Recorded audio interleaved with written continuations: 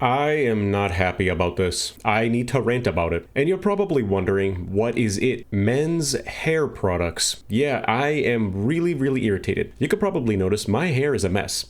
Maybe you can't notice, but I can. I'm just not happy with it. It is hot out, and usually what I need to do is I need to shower, wash my hair, and then blow dry it and put some product in it. But the past few years, I have been diagnosing what has essentially been, I thought, dandruff, but now I think it's like psoriasis. Randomly, I just get these like weird scabs all over my head. They're painful, like they're bloody. It's embarrassing. It's gross. So naturally, I used Head and Shoulders, and it has the dandruff ingredients in there, and I never really had a problem. That is until I thought it was funny how I tried to use different shampoo, and then my scalp would just like explode with these bloody psoriasis scabby patches. And this is when the rabbit hole got a lot deeper, and I went down, and I learned a lot, and I want to tell you about it. So here's what I learned. I don't have dandruff. What? Yeah, that's weird, and you might not either if you use Head and Shoulders. Really what was going on is that the ingredients in men's hair products are so absolutely horrible. And it's not just men's hair product. I found out that there is a ton of crazy nonsense in all of these products that are actually causing the psoriasis that I was struggling with. So in the Head and Shoulders, there was bad stuff in there. What I cannot understand, okay, so there's this ingredient in some of these hair products. It honestly looks difficult to pronounce. Methyl isothiazolinone. I'm gonna try that one more time. Methyl isothiazolinone.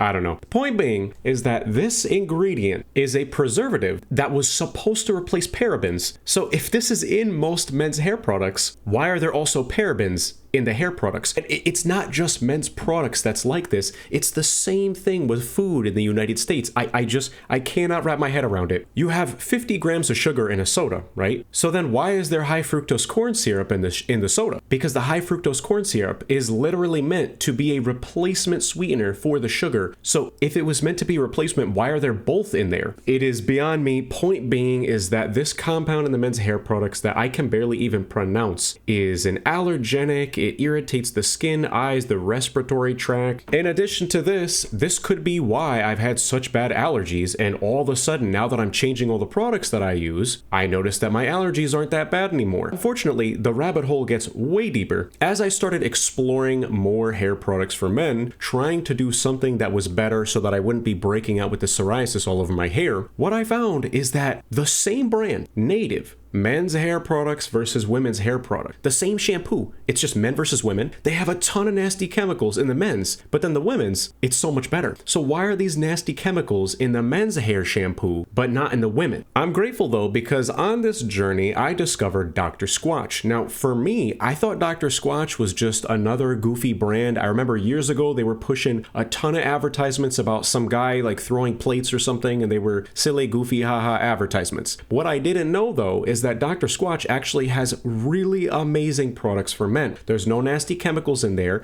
and it doesn't cause psoriasis on my scalp anymore. It is a miracle. I do not need dandruff shampoo anymore because of Dr. Squatch.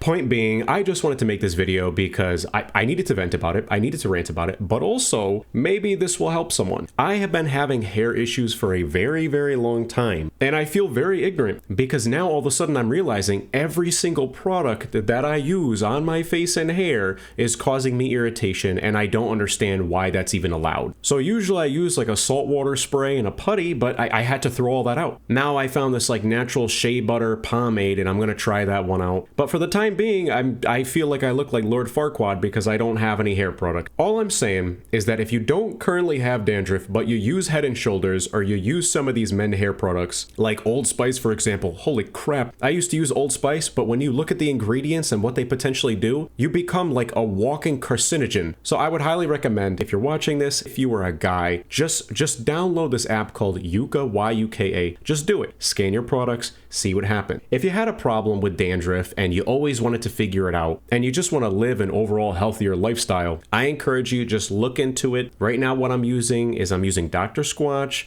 and then there's some like men's shea butter product that I just bought. And with all of that seriousness aside, I actually think it is so weird that a brand that has such good products for men with no nasty chemicals in it, and it makes my scalp feel a lot better, a lot less irritated. In fact, no irritation, no pain, no psoriasis, no blood, blah, blah, blah. It is so weird. 3 weeks ago, they did this weird thing, this like bath water soap collaboration. I just think that is the stupidest thing ever. Anyways, thanks for listening to my rant. I am now psoriasis free and I am a happy man. Goodbye. All right. So the last thing I'll say about this is boom. I put some of that hair product in my hair. I'm not going to get any psoriasis, no harmful chemicals that are like going to give me cancer or some sort of baloney nonsense. It's called like men's shea or something like that. Point being, I am just frustrated and I just don't get it that there's so many wacky chemicals being put into men's products, and if they're causing allergic reaction and psoriasis on my scalp, what is it doing to my body? I don't understand why this is allowed, and that's it.